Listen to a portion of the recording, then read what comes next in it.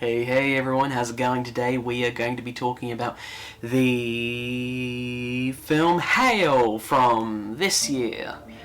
Alright, so Hail is a amazingly visual movie, an experimental docudrama that is a character study of a mentally disturbed bogan who seeks revenge for a perceived misjustice against him. So this review is going to contain a bit of spoilers for me to really discuss the film.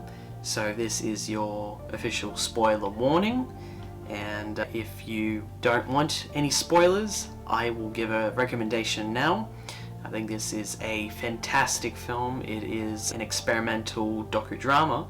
It can be quite intense visually and auditorily. It is a very fascinating film. It's sort of like if the movie Taken was Australian, bogan, and a bit realistic, which sounds really stupid, but this is a great film, trust me.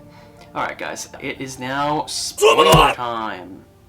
So, the night prior, the protagonist meets one of his girlfriend's old friends, who is now a drug dealer. The next morning, he finds his girlfriend dead in the bathroom, possibly because she was high on heroin from the night before. So possibly because he was high on heroin, or maybe just not very bright, he doesn't check to see if she's breathing.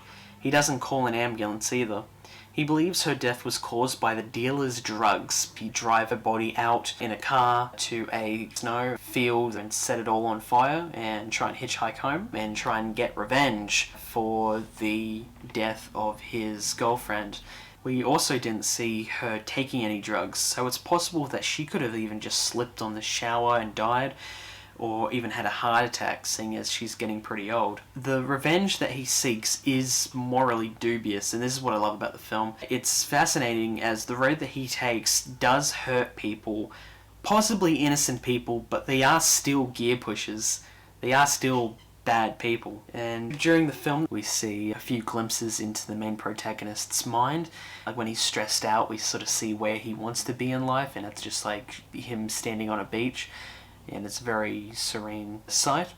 And when he is sort of going through a mental breakdown, we see a certain, let's say a certain Operation Horse Drop scene. It's shown in the film. This scene I feel like was only shown for maybe around 10 to 15 seconds. I would have preferred it to be shown in its entirety, horse explosion and all. But for those who haven't seen the film, I don't want to completely spoil that moment, so I'll let you watch the film yourself to discover what I mean by Operation Horse Drop. The story behind Hail is quite interesting as well. The actor playing the recently released convict is actually a former convict himself, and I believe this was one of his first films, or his first film before becoming an actor. And he's gone on to be in like True History of the Kelly Gang and some other films. Yeah, I really like this director as well. The director of Hail is Emil Corton Wilson. I apologise if I have mispronounced that name.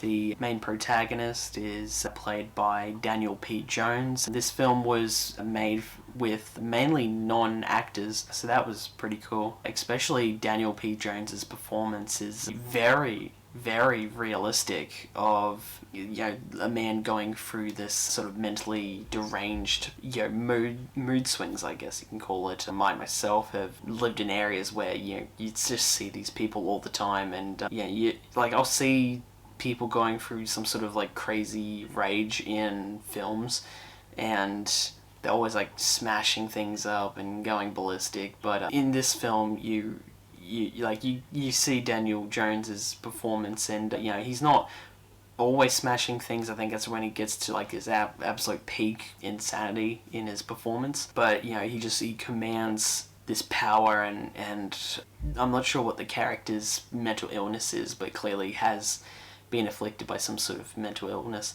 But you can just watch him kind of snap, and something just triggers him, and he just gets angrier and angrier, and it sort of revs like a spinning car wheel, and just gets set off, and he'll just he goes ballistic. So the build-up for his girlfriend's passing is, we see glimpses of like where he, how mad he can, seeing glimpses of how mad he can truly become. But the real person that's holding him back is his girlfriend. So when he loses her, this is, just like a bomb, like a ticking time bomb now finally going off, like the volcano's erupted. I really, really love this film, and I highly recommend Hail. This is a Australian film from 2011. I'm not sure exactly where you can find it. I personally only found out about this film from looking at the DVD cover on my university's film collection, but I'm sure you can find it somewhere. I highly recommend that you check this out if you're a fan of like more art house dramas. In terms of action and violence, you're really not going to get anything until like maybe the last half hour of the film, so don't go in expecting a big action film. This is definitely a slow burn. It's a very character-driven slow burn with some great world building. Yeah. And I think that's my review. Highly recommend it. Peace, guys. Thanks.